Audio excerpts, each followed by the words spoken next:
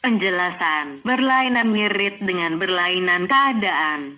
Ketahuilah kiranya bahwa orang yang berkehendak kepada perusahaan akhirat dan yang berjalan kepada jalan akhirat, maka ia tidak terlepas dari 6 keadaan, yaitu ada kalanya abid banyak ibadahnya, ada kalanya alim banyak ilmunya, ada kalanya muta'alim masih belajar, ada kalanya wali yang diserahi kekuasaan, ada kalanya pekerja dan ada kalanya berkeesaan, tenggelam dengan yang Maha Esa, tempat meminta tanpa lainnya.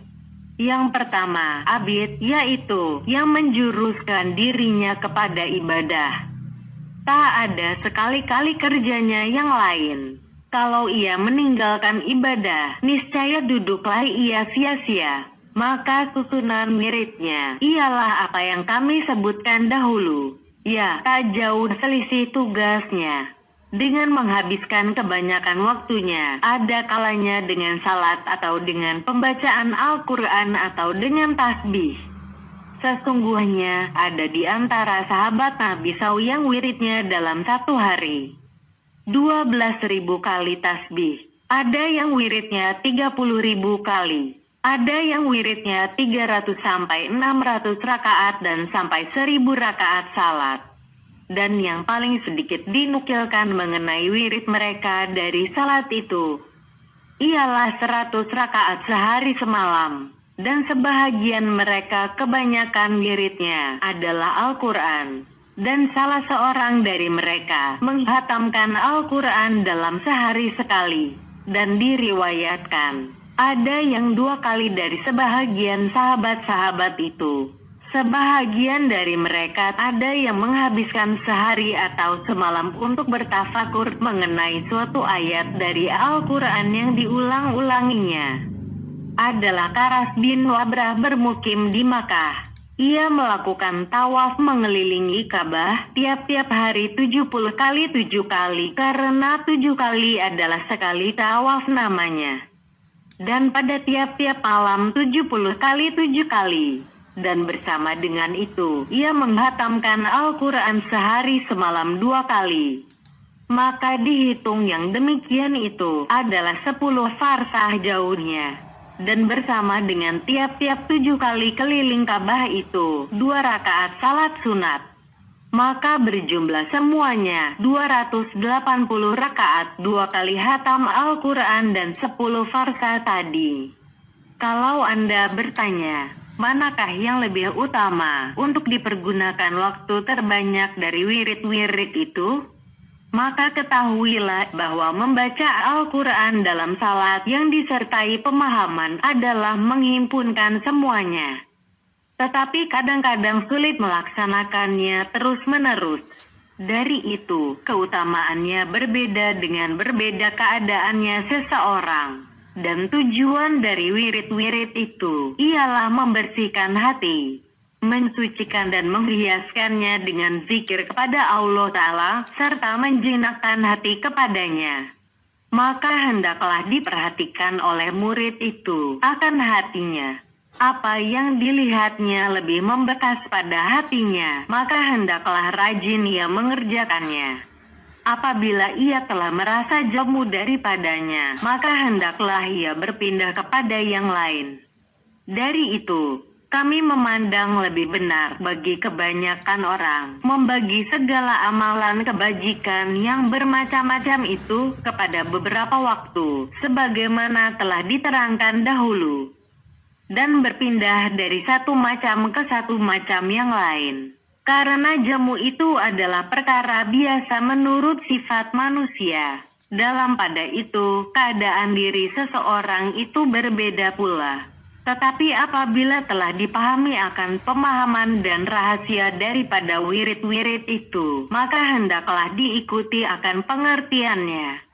Kalau mendengar tasbih umpamanya dan merasa berkesan dalam lubuk hatinya, maka hendaklah rajin mengulang-ulanginya selama memperoleh kesan dari tasbih itu. Diriwayatkan daripada Ibrahim bin Adam dan Ibrahim bin Adam mengambil dari sebahagian Abdal. bahwa sebahagian Abdal itu bangun pada suatu malam, pergi mengerjakan salat di tepi pantai. Lalu mendengar suara keras membaca tasbih dan tiada kelihatan seorang pun dari manusia. Lalu bertanya Abdal tadi, "Siapa engkau? Aku mendengar suaramu dan tiada melihat bentukmu." Maka suara itu menjawab, "Aku adalah malaikat yang diserahi laut ini. Aku bertasbih akan Allah Ta'ala dengan tasbih tadi semenjak aku dijadikan." Lalu aku bertanya, kata Abdal tadi, "Siapakah namamu?" Malaikat itu menjawab, "Muhalhaifal." Aku bertanya lagi, "Apakah pahalanya bagi orang yang membaca tasbih itu?" Malaikat itu menjawab, "Barang siapa membacanya 100 kali, niscaya ia tidak mati sebelum melihat tempat duduknya dalam sorga atau diperlihatkan sorga itu kepadanya." Tasbih itu yaitu membaca, "Maha suci Allah yang maha tinggi, lagi yang maha perkasa, maha suci Allah yang maha kokoh sendi-sendi ciptaannya, maha suci yang pergi dengan malam dan datang dengan siang, maha suci yang tidak disibukkan oleh suatu keadaan dari keadaan, maha suci Allah yang maha penyantun, yang melimpah-limpah nikmatnya, maha suci Allah yang dipujikan di seluruh tempat." Maka tasbih ini dan yang seumpama dengan tasbih ini, apabila didengar oleh seorang murid serta memperoleh kesan dalam jiwanya, maka hendaklah dibiasakan. Mana saja ia memperoleh hati padanya dan terbuka baginya kebajikan, maka hendaklah dilaksanakan dengan rajin. Kedua, orang alim yang bermanfaat ilmunya bagi umat manusia dengan memberi fatwa atau mengajar atau mengarang. Maka susunan wiridnya berlainan daripada wirid orang abid. Orang alim itu memerlukan kepada membaca kitab-kitab, kepada mengarang, dan kepada memberi faedah kepada orang lain. Dan sudah pasti ia memerlukan kepada waktu.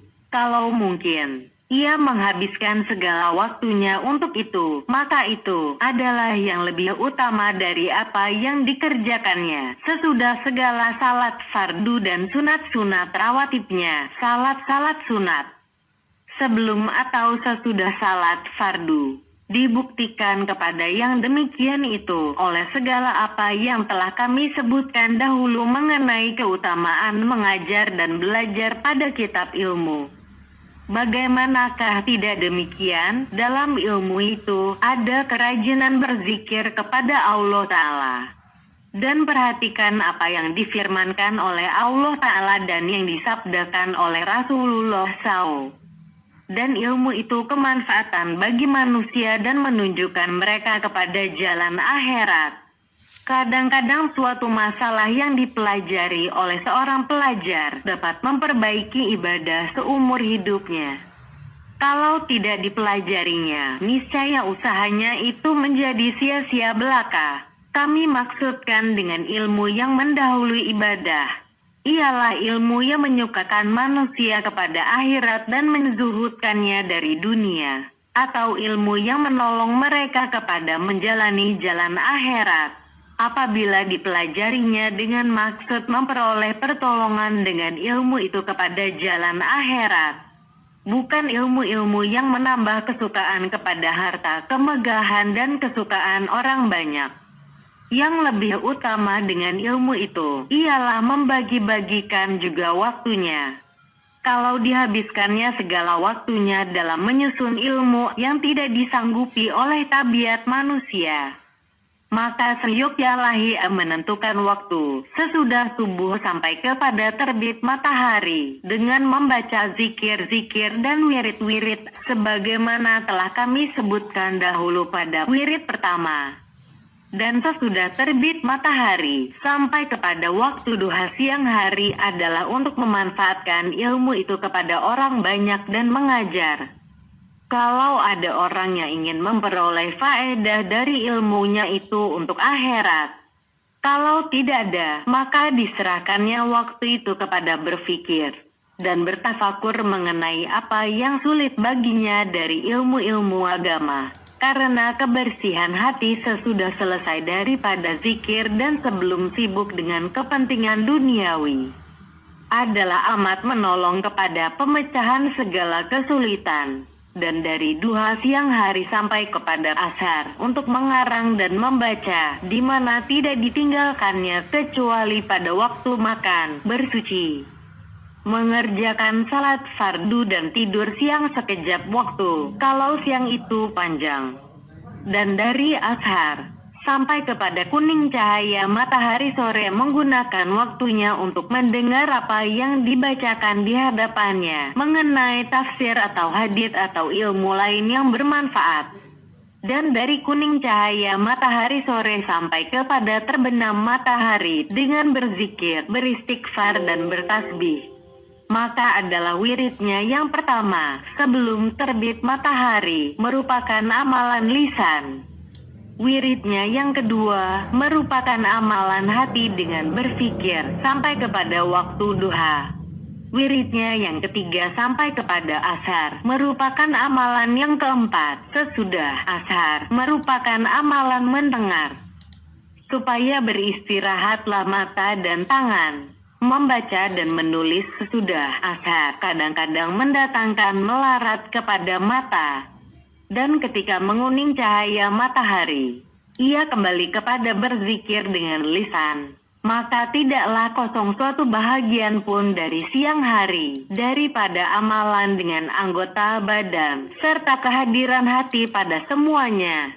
Adapun malam hari, maka pembahagian malam yang terbaik, ialah pembahagian malam dari Imam Masih Syafi'irah.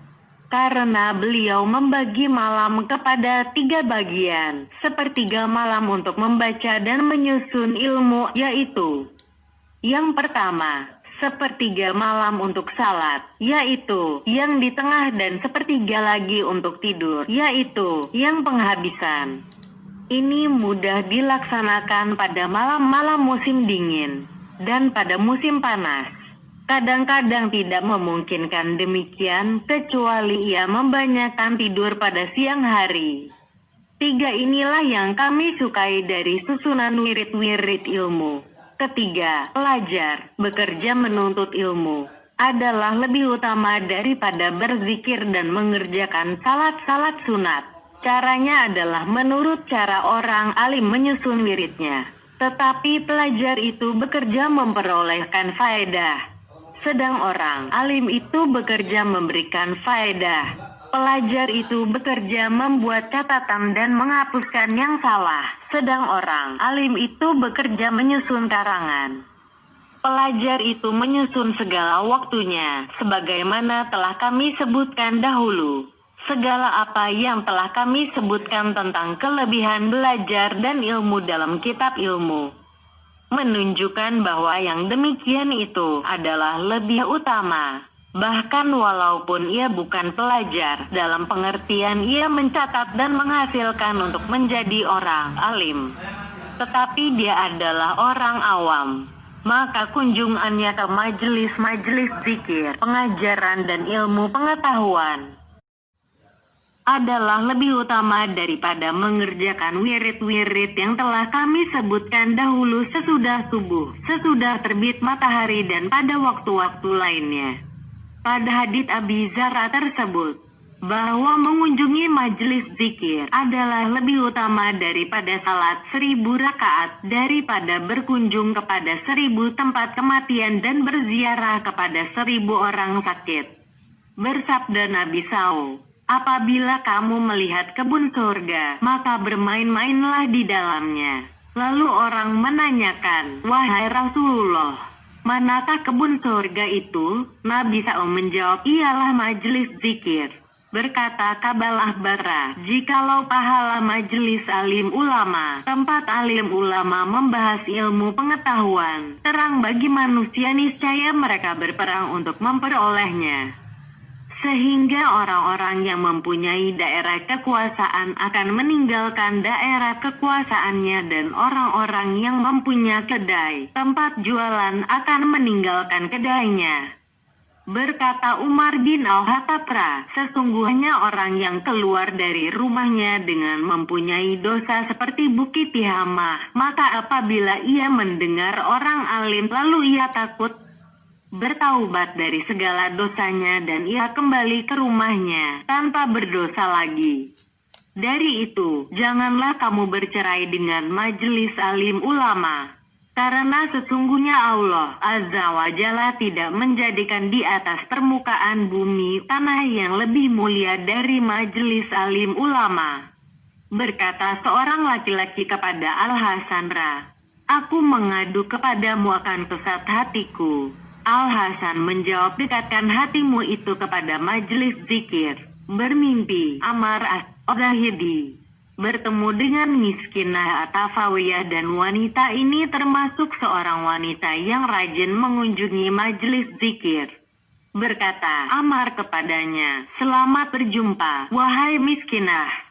Maka sahut miskinah, mudah-mudahan kemiskinan itu telah hilang dan datanglah kekayaan. Bertanya Amar, mengapa begitu? Miskinah Atafawiyah menjawab, apakah Anda bertanya tentang orang yang dibolehkan baginya sorga dengan segala kenikmatannya? Sahut Amar, dengan apakah yang demikian itu? Menjawab miskinah At-Tafawiyah, dengan menghadiri majelis zikir. Kesimpulannya, apa yang terbuka dari hati, dari ikatan mencintai dunia, dengan perkataan orang yang memberi pelajaran yang bagus kata-kata dan bersih perjalanan hidupnya adalah lebih mulia dan bermanfaat dari salat yang banyak rakaatnya serta hati tersangkut kepada mencintai dunia.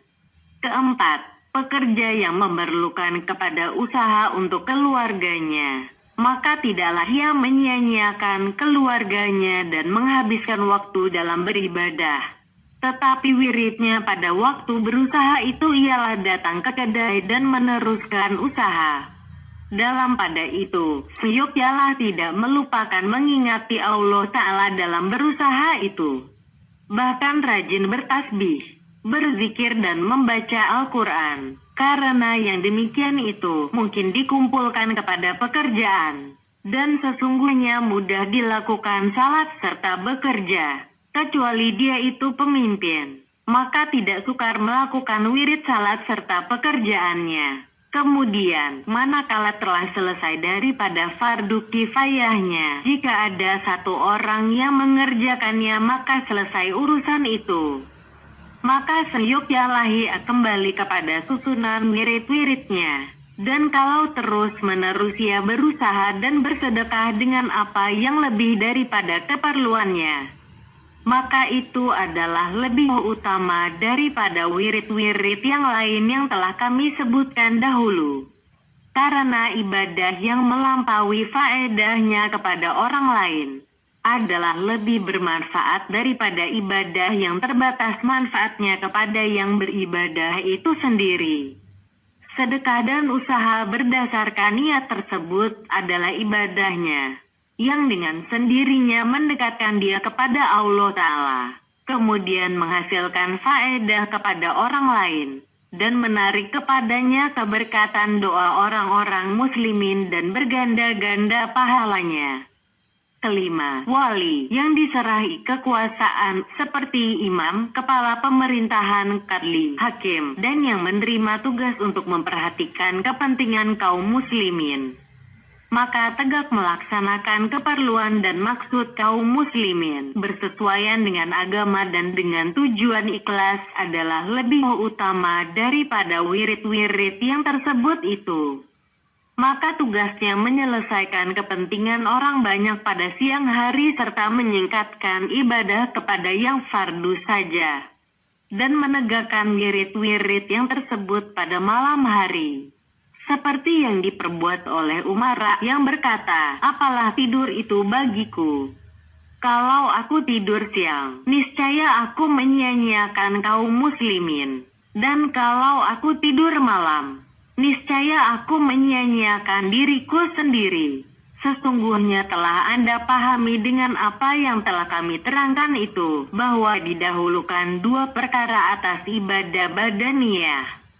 Pertama ilmu dan kedua kasih sayang kepada kaum muslimin. Karena masing-masing dari ilmu dan berbuat baik adalah amal pada dasarnya dan ibadah yang melebihi daripada ibadah-ibadah yang lain, yang melampaui faedahnya dan berkembang kegunaannya. Maka dari itu, keduanya, ilmu dan berbuat baik, didahulukan daripada yang lain.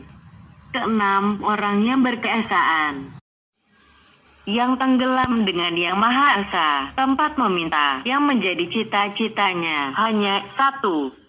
Dia tidak mencintai selain Allah Ta'ala, tidak takut selain kepadanya, tidak mengharapkan rezeki dari yang lain, tidak memandang sesuatu, melainkan ia melihat Allah Ta'ala padanya. Orang yang meninggi kedudukannya kepada derajat ini tidak memerlukan kepada bermacam-macamnya wirid dan yang berlain-lainan. Bahkan wiridnya sesudah salat fardu adalah satu, yaitu menghadirkan hati bersama Allah Ta'ala dalam segala hal. Maka tidak mengguris di hatinya sesuatu, tidak mengetok telinganya oleh sesuatu ketokan dan tidak melintas di hadapan matanya sesuatu lintasan, kecuali ada padanya ibarat pemikiran dan tambahan. Maka tidaklah yang menggerakkan bagi mereka dan yang menetapkan, melainkan Allah Ta'ala jua. Mereka ini, segala hal awalnya, pantas menjadi sebab untuk pertambahan bagi mereka. Maka tidaklah berbeda padanya antara satu ibadah dengan ibadah lainnya. Merekalah orang-orang yang lari kepada Allah Azza wa Jalla, sebagaimana firman-Nya, mudah-mudahan kamu ingat. Sebab itu, segeralah pergi kepada Allah. S51 ayat 49-50. Dan terlaksanalah pada mereka firman Allah Ta'ala, dan kamu meninggalkan mereka dan apa yang mereka sembah selain dari Allah. Carilah tempat perlindungan ke dalam gua, nanti Tuhan kamu akan menyebarkan kurnia-Nya kepada kamu. S18 Al-Kahfi ayat 16. Dan kepada yang tersebut itu ditunjukkan dengan firman-Nya Ta'ala, sesungguhnya aku hendak pergi kepada Tuhanku, Dia nanti akan menunjukkan jalan kepadaku. S37 Shafat ayat 99. Inilah penghabisan derajat orang-orang sidik, dan tidak sampai kepadanya, melainkan sesudah menyusun wirid-wirid dan terus-menerus mengerjakannya dalam waktu yang panjang. Seyogyanya tiada tertipu orang yang menghendaki jalan Allah dengan apa yang didengarnya dari yang demikian. Lalu ia mengajak yang demikian itu untuk dirinya, dan lesu daripada mengerjakan tugas-tugas ibadahnya. Maka yang demikian itu tandanya, ialah tidak masuk ke dalam jiwanya keraguan-raguan, tidak terguris di hatinya kemaksiatan, tidak mengejutkannya oleh ancaman-ancaman huru-hara, dan tidak membimbangkan hatinya oleh tugas-tugas besar. Kedudukan tersebut kiranya dianugerahkan kepada tiap-tiap orang. Maka tertentulah di atas keseluruhannya penyusunan wirid-wirid sebagaimana telah kami sebutkan dahulu. Dan semua apa yang telah kami sebutkan itu adalah jalan-jalan kepada Allah Ta'ala. Berfirman Allah Ta'ala, katakan, masing-masing orang bekerja menurut ukuran keadaannya. Dan Tuhan kamu lebih mengetahui siapa yang paling betul jalannya. S17 Al-Isra ayat 84. Semuanya mendapat petunjuk, dan sebahagian mereka adalah lebih mendapat petunjuk dari sebahagian yang lain. Pada hadits tersebut iman itu 333 jalan. Barang siapa menjumpai Allah Ta'ala dengan pengakuan syahadat di atas suatu jalan daripadanya, niscaya ia masuk surga. Berkata sebahagian ulama, iman itu 333 bentuk pekerti, sebanyak bilangan rasul. Tiap-tiap orang mukmin itu adalah di atas suatu bentuk pekerti daripadanya. Maka dia menjalani jalan kepada Allah. Jadi manusia itu Walaupun berlainan jalannya dalam melakukan ibadah, tetapi semuanya adalah benar. Orang-orang yang mereka seru itu mencari jalan kepada Tuhan, mana yang paling dekat. S17 Al-Isra ayat 57. Sesungguhnya mereka berlebih kurang tentang derajat dekat itu pada pokoknya. Dan yang lebih dekat kepada Allah Ta'ala ialah yang lebih mengenalnya. Dan yang lebih mengenal kepadanya itu pasti ada. Dan adalah ia lebih memperhambakan diri, lebih banyak melakukan ibadah kepadanya. Barang siapa mengenalnya, niscaya tidak akan menyembah yang lain. Pokoknya, tentang wirid terhadap setiap jenis manusia itu, ialah terus-menerus al-mudawamah. Yang dimaksudkan daripadanya, ialah mengubah sifat-sifat batin. Dan secara satu-satu amal perbuatan itu sedikit bekasnya, bahkan tiada terasa bekasnya itu. Dan hanya bekas itu baru tersusun di atas kumpulan, sesudah berkali-kali dikerjakan. Maka apabila satu kali amal perbuatan tidak meninggalkan bekas yang menampak dan tidak diiringi dengan amal perbuatan kali kedua dan ketiga dalam waktu dekat, niscaya terpupuslah bekasnya amal perbuatan yang pertama itu. Contohnya adalah seperti seorang ahli fik ingin menjadi seorang ahli yang berjiwa fik. Maka dia tidak akan menjadi seorang yang berjiwa fik itu kecuali dengan banyak kali mengulang-ulanginya. Kalau ia terlalu banyak mengulang-ulanginya pada suatu malam saja, kemudian meninggalkannya sebulan atau seminggu, kemudian mengulanginya lagi dan bersangatan pada satu malam saja, niscaya itu tidak akan membekas padanya. Tetapi jikalau dibagikannya jumlah waktu tersebut kepada beberapa malam yang sambung-menyambung, niscaya membekaslah padanya. Dan karena rahasia inilah bersabda Nabi SAW, amalan yang paling disukai Allah ialah yang terus-menerus walaupun sedikit. Ditanyakan Aisyah tentang amal perbuatan Rasulullah SAW, lalu beliau menjawab adalah amal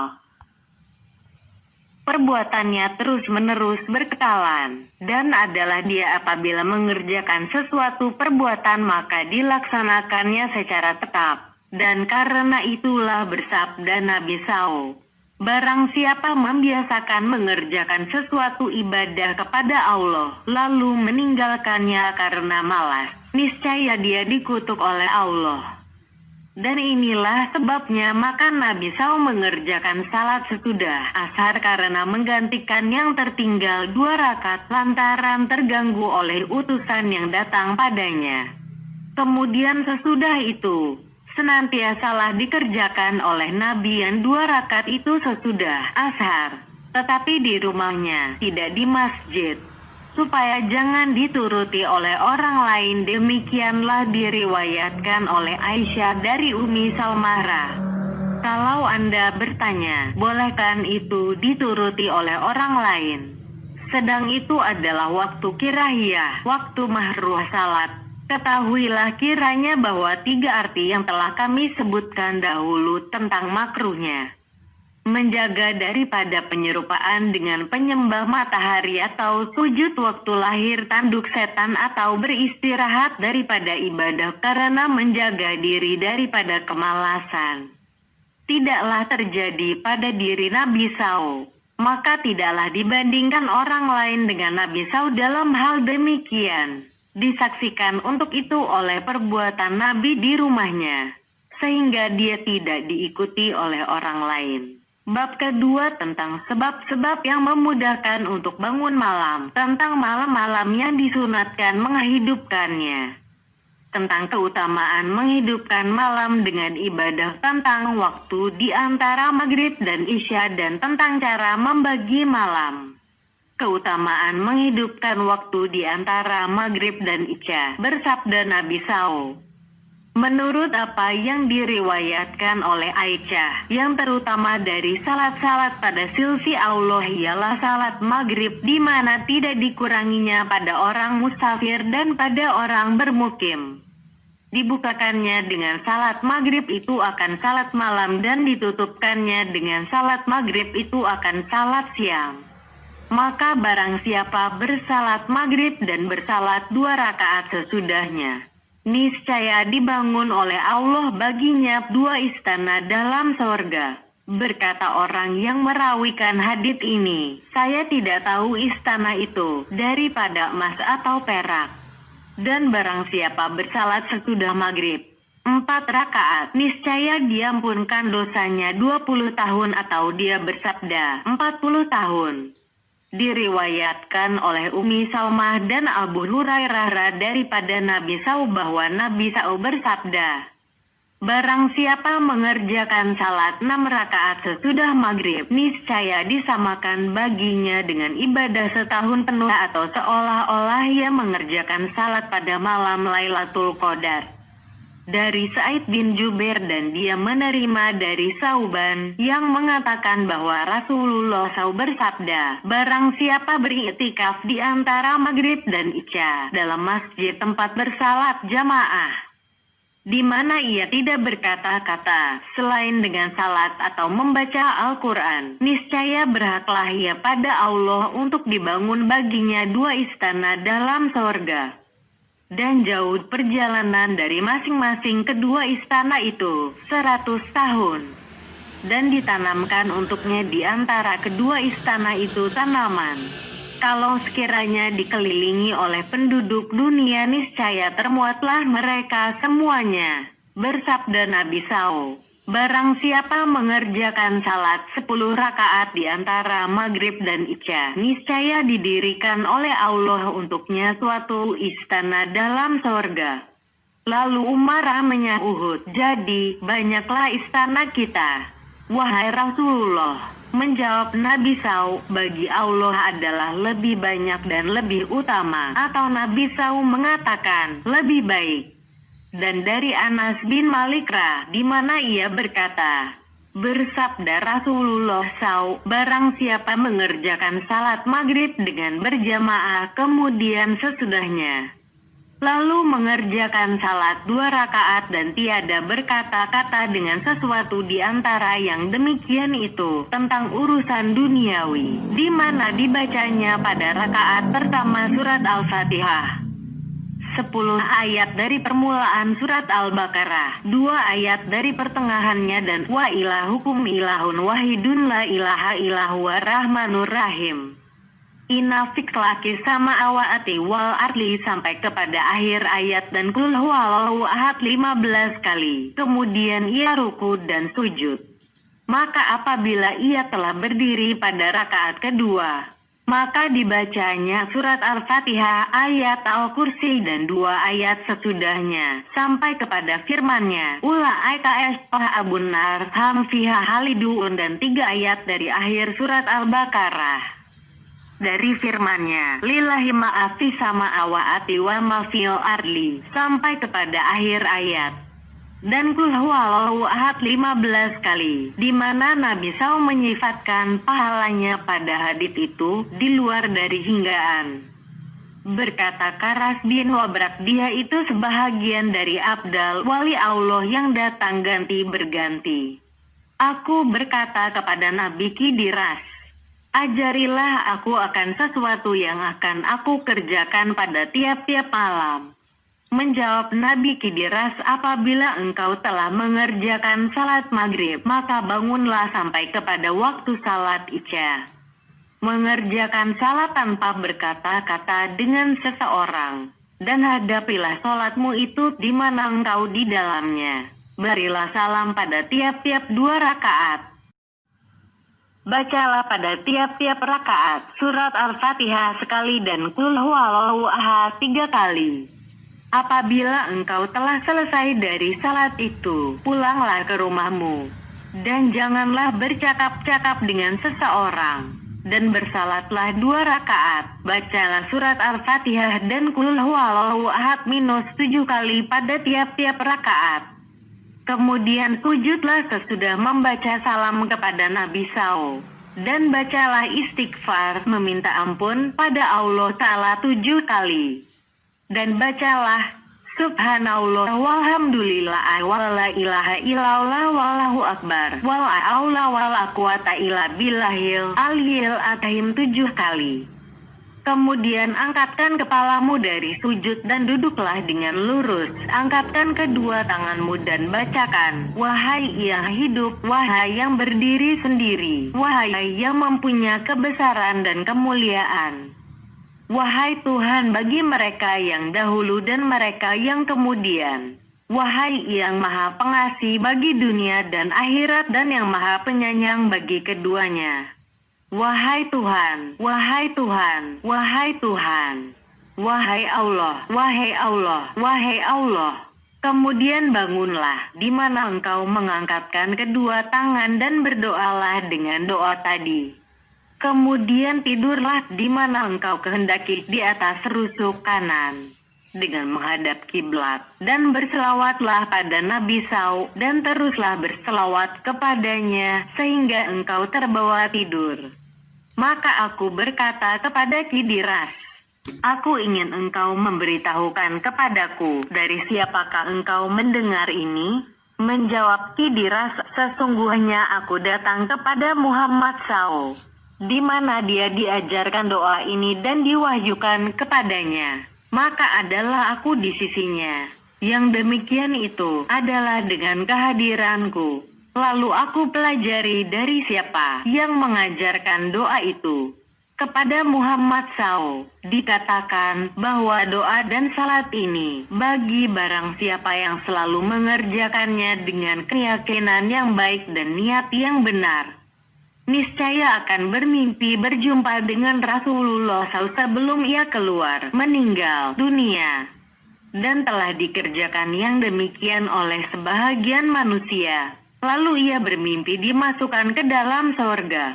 Dan ia melihat dalam sorga itu nabi-nabi. Ia melihat Rasulullah SAW di dalamnya dan bercakap-cakap dengan dia dan mengajarinya.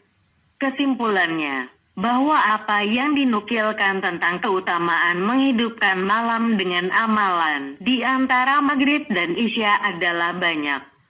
Sehingga ditanyakan kepada Ubaidillah bekas budak Nabi SAW, adakah Rasulullah SAW menyuruh salat yang tidak fardu? Ubaidillah menjawab ada, yaitu di antara maghrib dan isya, di mana Nabi SAW bersabda, barang siapa mengerjakan salat di antara maghrib dan isya, maka itu adalah salat orang-orang yang bertaubat kepada Tuhan. Berkata Al-Aswad, bila aku datangi Ibnu Masutra pada waktu ini antara maghrib dan isya, maka aku melihat dia mengerjakan salat. Lalu aku tanyakan, maka ia menjawab, ya, itu adalah saat orang-orang yang lalai adalah Anasra rajin mengerjakannya dan mengatakan itu adalah salat di malam hari. Seraya mengatakan tentang salat itu telah turun firman Allah Ta'ala, mereka meninggalkan tempat tidurnya. As-Sajadah ayat 16. Berkata Ahmad bin Abil Hawari, aku bertanya kepada Abi Sulaiman Ad-Darani, aku berpuasa siang hari dan makan malam di antara maghrib dan isya. Apakah itu lebih engkau sukai atau aku berbuka siang, tidak berpuasa, dan menghidupkan malam dengan salat di antara maghrib dan isya? Abi Sulaiman Ad-Darani menjawab, kumpulkan di antara keduanya. Maka aku bertanya, kalau sukar? Beliau menjawab, berbukalah dan kerjakanlah salat di antara keduanya. Keutamaan bangun malam dengan mengerjakan salat. Adapun dari ayat, maka firman Allah Ta'ala, sesungguhnya Tuhan engkau itu mengetahui bahwa engkau berdiri mengerjakan salat kurang dari 2/3 malam, sampai akhir ayat 20-73 Al-Muzammil. Dan firman Allah Ta'ala, sesungguhnya bangun mengerjakan salat di malam hari itu lebih memperkuat jiwa dan lebih betul bacaannya. S73 ayat 6 dan firman Allah Ta'ala, mereka meninggalkan tempat tidurnya. S32 As-Sajdah ayat 16 dan firman Allah Ta'ala, Apakah orang yang patuh menjalankan kewajibannya selama beberapa waktu pada malam hari, sampai akhir ayat 9 Az-Zumar. Dan firman Allah Ta'ala, dan mereka yang pada malam hari menyembah Tuhan, sujud dan berdiri. S25 Al-Furqan ayat 64. Dan firman Allah Ta'ala, dan usahakanlah pertolongan dengan bersifat sabar dan mengerjakan salat. S2 Al-Baqarah ayat 45. Ada yang mengatakan bahwa yang dimaksud dengan salat tadi ialah bangun malam, di mana dengan pertolongan kesabaran untuk bermujahadah melawan hawa nafsu. Dari hadits ialah sabda Nabi SAW, diikat oleh setan di atas kuduk seseorang kamu apabila ia tidur 3 ikatan. Dan setan itu memukul tempat tiap-tiap ikatan tadi padamu sepanjang malam, lalu tertidurlah kamu. Kalau terbangun dan berzikir kepada Allah Ta'ala, niscaya terbukalah suatu ikatan. Kalau berwudu, niscaya terbukalah suatu ikatan. Dan kalau mengerjakan salat, niscaya terbukalah suatu ikatan. Kalau berwudu, niscaya terbukalah suatu ikatan. Dan kalau mengerjakan salat, niscaya terbukalah suatu ikatan, sehingga ia menjadi rajin dan baik jiwanya. Kalau tidak yang demikian, niscaya menjadi keji jiwanya dan malas. Dan pada suatu hadits tersebut sesungguhnya diterangkan kepada Nabi SAW tentang seorang laki-laki yang tidur sepanjang malam sampai subuh. Lalu Nabi SAW menjawab, itulah orang yang telah dikencingi setan pada telinganya. Dan pada suatu hadits tersebut bahwa setan itu mempunyai semacam obat yang dituangkan ke dalam hidung, saut dan semacam benda yang diambil dengan sendok lauk, serta semacam obat yang dituangkan ke dalam mata atau luka zarur. Maka apabila setan itu menuangkan hidung kepada seorang hamba, niscaya buruklah kelakuannya. Dan apabila setan itu meletakkan sendok pada seorang hamba, niscaya lancarlah lidahnya dengan kejahatan. Dan apabila setan itu menghamburkan obat yang dituangkan ke dalam mata, niscaya tertidurlah hamba itu sepanjang malam sampai datang waktu subuh.